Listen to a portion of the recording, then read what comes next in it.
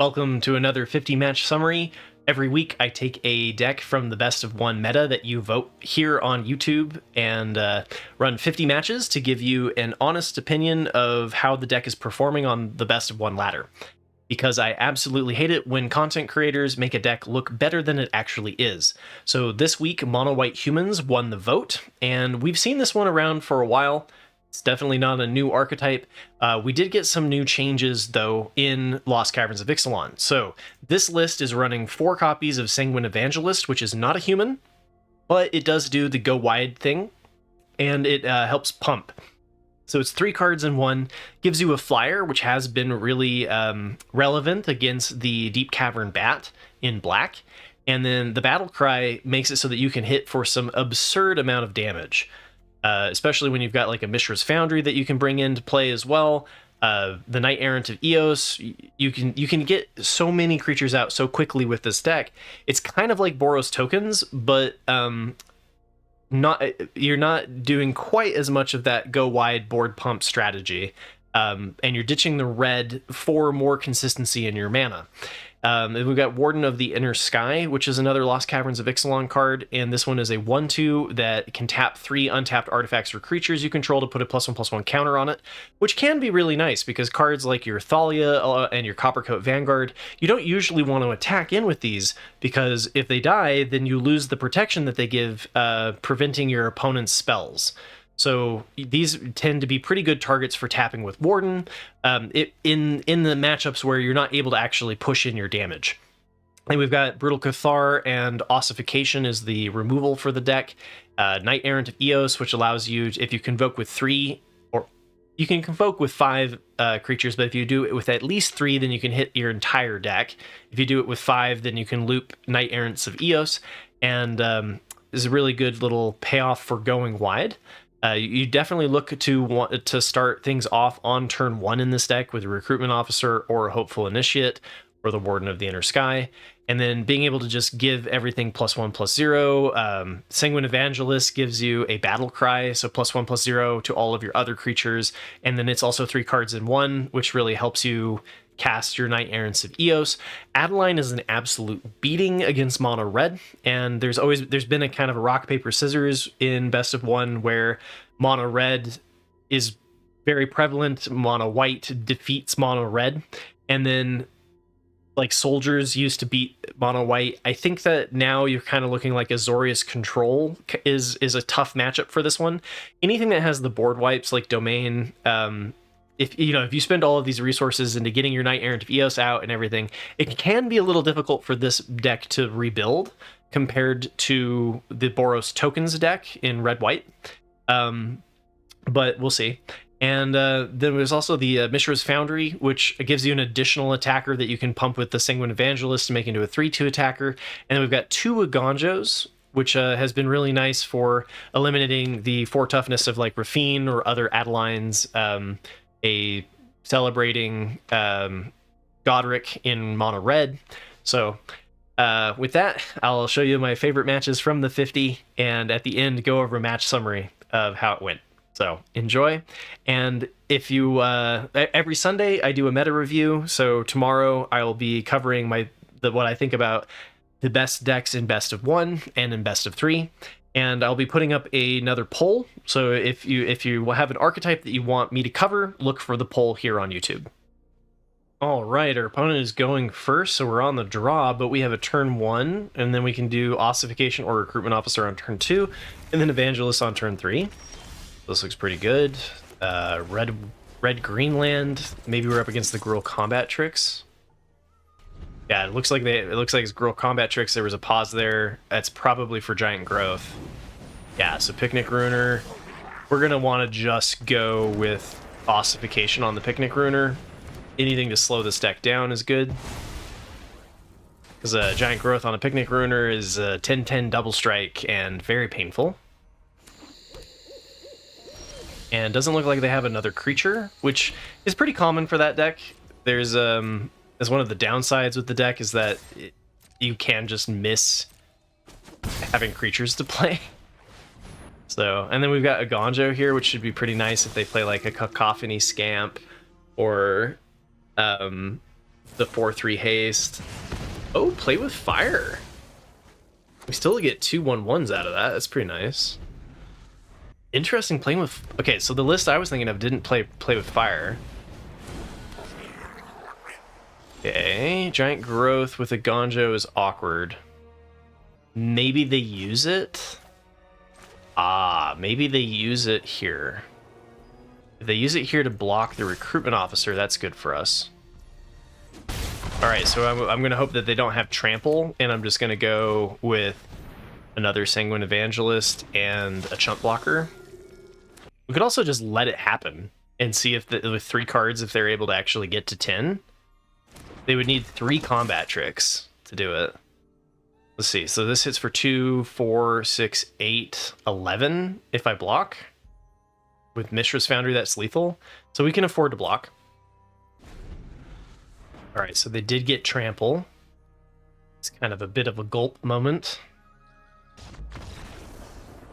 And they had enough. Gruul combat tricks down. All right. I think that's the 4th game on the draw. It's a little rough.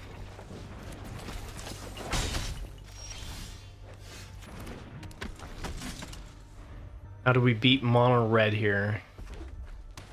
Arming Scoundrel. Okay. Coppercoat Vanguard versus Ossification.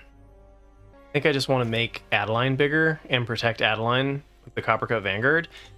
But it's a pretty good shock target, and then we can't even block with it.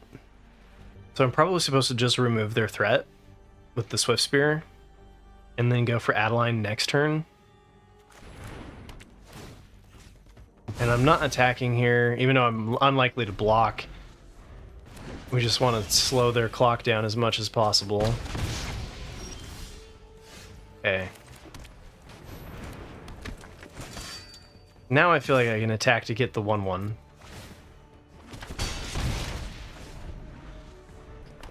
Then we've got a Gonjo for removal. Hopefully they don't have a Witchstalker's Frenzy. Damn it. Really? I'm just having a bad day today, man. I had a bad day in Limited. I had a bad day. I'm getting my butt kicked. Alright. So, new plan. We're going to try be aggressive. Oh crap, I should have pumped. Actually having 0 blockers is probably a little bit too aggressive for 1 damage. Okay, Lightning Strike, fine. Do you also have a Monstrous Rage? Okay. At least they didn't also have the Monstrous Rage, because that would have been disgusting. So this allows me to trigger the training, so I definitely want to do that. Ooh, and then that allows Mishra's Foundry to be a 4/4. That might actually be relevant.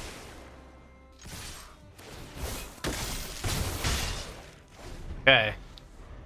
Next turn is definitely activate Mishra's Foundry, swing all. Hope we got it. Okay, Godric. Ooh, and they attacked. Okay, so that's definitely game. That's great.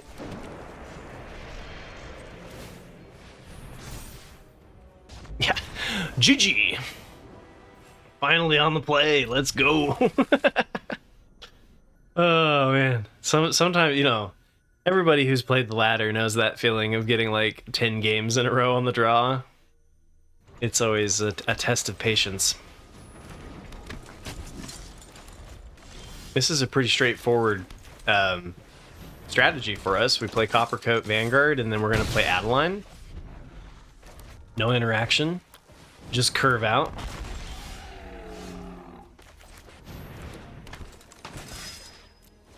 Looks like Gruul Dinos. I don't think I want to trade my Coppercoat Vanguard there. Okay, Pugnacious Hammer Skull. Now we need removal. Oh, they going for it. 2, 4, 6, 9. I put him to 3. Mishra's Foundry is almost lethal. I play the recruitment officer or do I try to dig? I think I'd go with the recruitment officer. They have to trade their Pugnacious Hammer Skull for Adeline, right? Yeah. So this puts them to 3.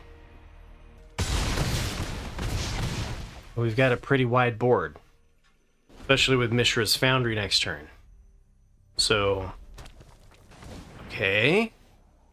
That is good. That puts them back in this, right? Now they kill my Coppercoat Vanguard. They have 2 blockers. I have 5 attackers. So bottom 2 get in, that puts them to 1. Oh, the flood! So they block Recruitment Officer and my land. Oh wait, no, they're dead. Bottom 3 get in. Why can't I calculate? Okay, yeah, I almost punted. That's lethal. Yeah. All right, today's been a long day. Whew. All right, opponent goes first. We're on the draw. We've got Recruitment Officer into Thalia into Coppercoat. Pretty good.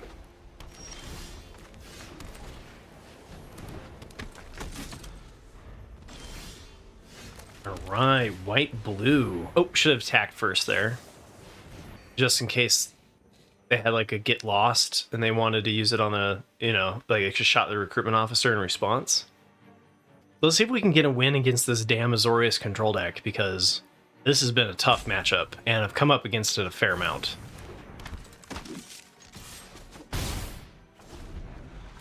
So against their spells, I think I'd rather go Coppercoat Vanguard Recruitment Officer because it protects Thalia better than doing the Sanguine Evangelist.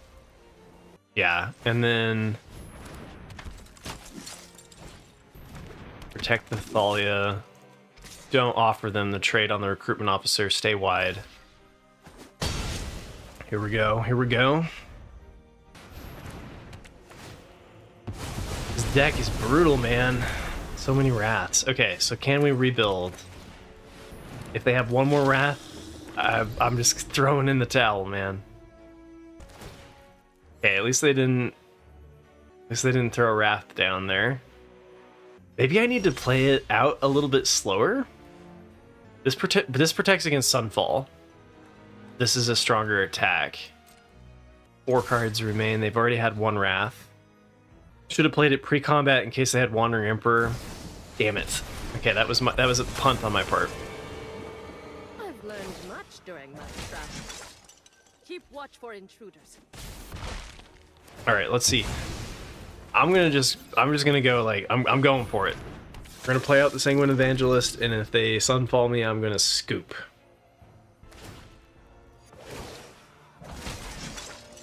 May your blade strike. All right, now we play the Thalia. Okay.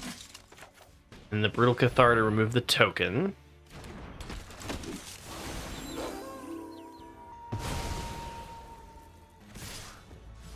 I wonder if I should attack it with more than 1 bat.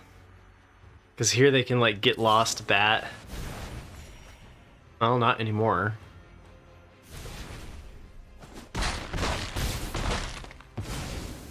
I'll be back. No Sunfalls. Okay. Faithful Mending is fine. They can do Faithful Mending for days. But no more Wraths. They got their 1.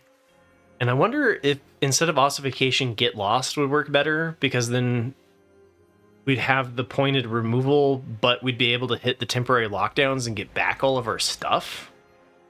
Or destroy evil. I'm not sold on the ossifications. Alright, we're turning them sideways. They get to eat our Sanguine Evangelist. I can't just sit back, I don't think. I guess I could have held back the Evangelist. I don't know, I think I'm fine with just trading here.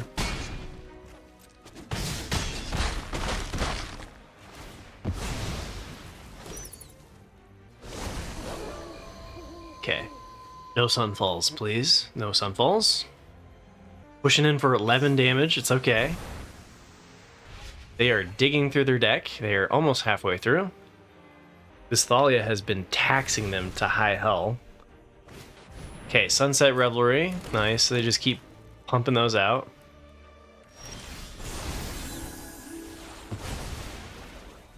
Alright, so I have 6 mana, so I can do both. I can go Mishra's Foundry. Attack all.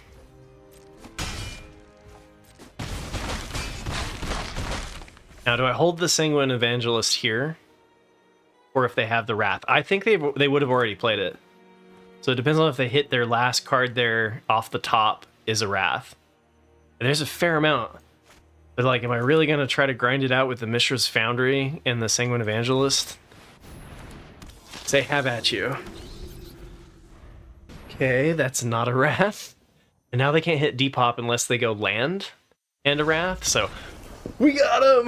We got Azorius Control! Ah, let's go. Alright, we're going first. Pretty good hand. I think Hopeful Initiate versus Warden is about the same. I think we go with the Hopeful Initiate because it trains well off of the Thalia. Ooh, we could double. Since we're up against soldiers, the Thalia is not likely to disrupt them. But it trains the Hopeful Initiates better. Alright, I'm still gonna go with the Thalia here.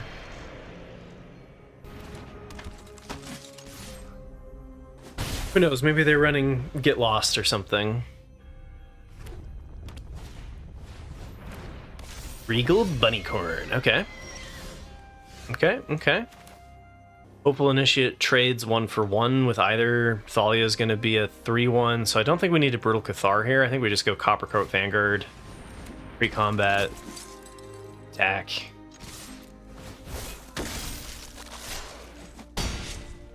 Nice. Then Warden versus Hopeful. I think I do another Hopeful because it just attacks stronger than the Warden does, and we're not going to be tapping for the +1/+1. So this is the Boros Tokens deck? Yeah, definitely. Okay. So now we Brutal Cathar the Regal Bunnycorn, and we attack here without the putting the Coppercoat at risk.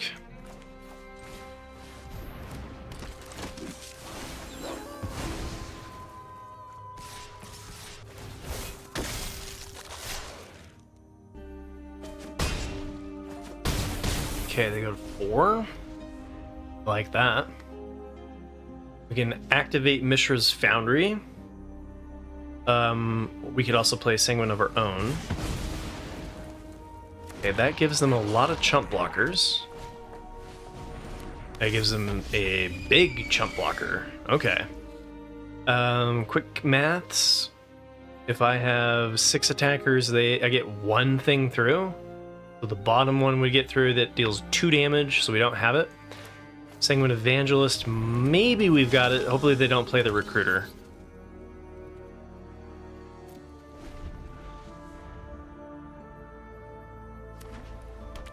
Don't play Recruiter, please don't play Recruiter.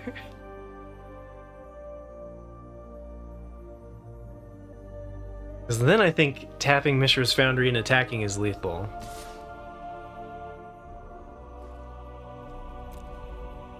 One bat. They send 1 bat. Okay, 1, 2, 3, 4, 5, 6, 7. How many do I have? I have 1, 2, 3, 4, 5, 6, 7. I have 7 as well. Okay. If I attack with 7, then I deal 2 damage still. No, now I deal 3 damage because the Sanguine Evangelist pumps. They have the perfect amount. Alright, so I'm going to go Sanguine Evangelist. Next to combat, attack with the bat. I don't think I can afford to do the Knight Errant of Eos because if they have the board pump. So I'm going to pass here. They play Imidane's Recruiter. I don't think we're dead. We just have to keep our bats alive. How they attack will be very telling about what they have. Now they can't attack with the bat. If they attack with the bat, they're dead. I think they're dead anyway. Sanguine Evangelist makes a 3/3 bat. I'm not going to Agonjo anything because it's either game or we're dead. I think I'm just going to make another attacker. Do they have first strike? They don't have first strike.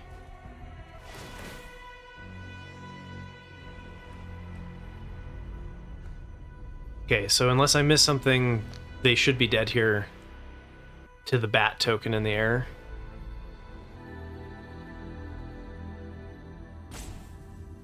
Oh, shoot. No, I had a Gonjo.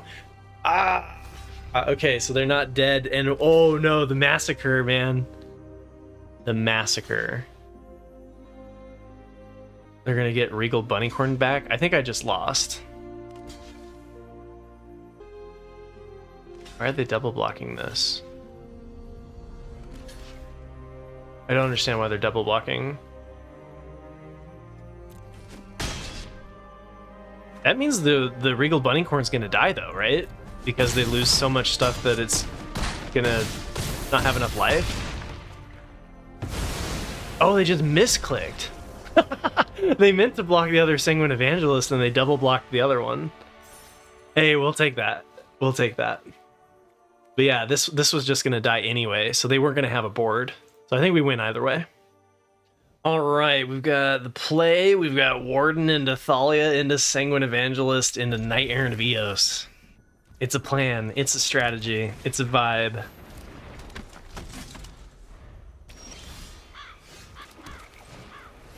All right. Blue-black, so Dimir or Esper mid-range, maybe? Could just be the Dimir list. Looks like it is. Spyglass Siren. Do they pop the map token so that they can block Warden? They do. All right. Oh ho. Adeline versus Sanguine Evangelist. So Sanguine Evangelist allows me to go tap, tap, tap, make this into a 2/3. Sets up a battle cry next turn. Whereas Adeline just gets 1/1 gets blocked and I get in for 2 damage. I actually don't know which one's right here. Usually Adeline on 3 is the way to go, so I'm just gonna go with Adeline. Now, if they play removal on Adeline, they have a go for the throat. Maybe it would be better to do the Evangelist because it sets up the Convoke 3 for Knight Errant. But if they don't have removal, we get to Sanguine Evangelist and then Knight Errant for 5 if we want to, which is pretty good. Okay, Anoint with Affliction, fair. Yeah, and then they just hold it back. Okay, that's fair. No reason to do it pre-combat, right? So Sanguine Evangelist would have gotten the removal. I would have had 2 1/1s, and this would have been a 2/3 that could have attacked. So I actually think it was right. I think we're good with lands. Can't play this. And next turn we can go Knight Errant Vios Hopeful Initiate. I don't think there's a whole lot of Wraths that this deck is running. I think it's kind of like the Esper mid-range deck without Rafine. Okay. Coppercoat Vanguard was nice there. Allows it to trade everything that's on the board. If I wanted to hold back, I could, and we could just have a massive turn. It's kind of tempting. Depends on if a turn off is too costly. We're not going to be attacking with the Evangelist anyway because it doesn't get a +1. Warden would trade. That would give me 2. I actually don't want to attack with Thalia because it's also a trade. I could attack with Bat, but then Bat's blocking the Spyglass Siren. And it's just 1 damage, and it's probably better to hold for the Evangelist. Alright. Auto Tapper, what will you leave me? Okay, so it didn't leave me the Thalia. Interesting. A Brutal Cathar or a bunch of Recruitment Officers. That's interesting. I think Brutal Cathars are okay. And I think trading Warden for Gix is fine. I should have attacked with that first if that was the case. Because, like, if they pop the map token on Gix, it's not a relevant blocker. Yeah. GG, Dimir Tempo. Thanks for watching to the end of the video. We ended up going 29 and 21, but we did hit into Diamond. And then kind of slowly grinded into Diamond. I wouldn't say it was doing particularly well, but it was doing well enough. We were 68% on the play, 50% on the draw, and negative against mono red. And I do stand by my statement that I think mono white is good against mono red. I do think that we just had some bad variants. It is tough, right? I mean, anytime that you're up against mono red when you're on the draw is an uphill battle. The deck that I can feel more confident about saying it does poorly against is the Azorius Control. And the Azorius Control board wipes are difficult. If they hit 2 or so, then it's not going to happen. It does not feel very good. And then Esper midrange and the Boros tokens, like other midrange decks that are kind of going for like slightly faster than what you're doing with the mono white deck can feel bad. You know, the fact that we went 0-2 against the Esper midrange, I'm not confident enough to say that like it's a problem for the deck like I am with Azorius Control. I think this, you know, this 5-6 is a little bit misleading. Maybe my memory is not serving me well, but I do remember losing to a lot of board wipes. And I think we got a little bit lucky that we dodged the Sunfall a couple of times there. As far as the other matches go, nothing really to say other than just like a couple like one-ofs here and there. So as far as playing the deck out goes, the one thing that I'm a little bit questioning is ossification, because ossification, there's a lot of enchantment hate in the decks with like Get Lost and Destroy Evil. So I'm not really sure that the ossification was feeling particularly good, and I prefer the lists that don't have the ossification. I do think that you could just run additional threats, or you could run Get Lost yourself, because being able to blow up their temporary lockdown would at least help in the Azorius Control matchup.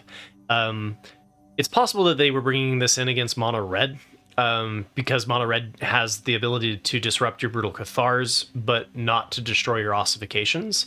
And there we go, it finally loaded. But anyway, just something to play around with. I'm not sold on the ossifications. I do think that the Sanguine Evangelist works really well despite it not being a human, just because it has nice synergies with the Knight Errant of Eos, and there were a couple of games where the battle cry was enough to win, and having Adeline and the Sanguine Evangelist just really put a lot of pressure on the opponent. As far as like the 1-drops go, it felt about right because of curving into like 1-drop Coppercoat Vanguard or 1-drop Thalia Adeline Coppercoat Vanguard was kind of this deck's jam, right? And then you had the Knight Errant if you needed to rebuild against the Azorius Control, and Knight Errant was a little bit more awkward against mono red, but not too bad. All in all, I think the deck is a tier 1. Usually I hold tier 1s for 30 matches and above with like a 60% win rate. But I do feel like this one should have gotten the 30 wins and just kind of caught a little bit of bad luck. So remember to hit like and subscribe for more near daily Magic the Gathering content. And be sure to place your vote tomorrow on the meta review, or on the poll after the meta review, for next week's archetype. And I will catch you all later. Have a wonderful day.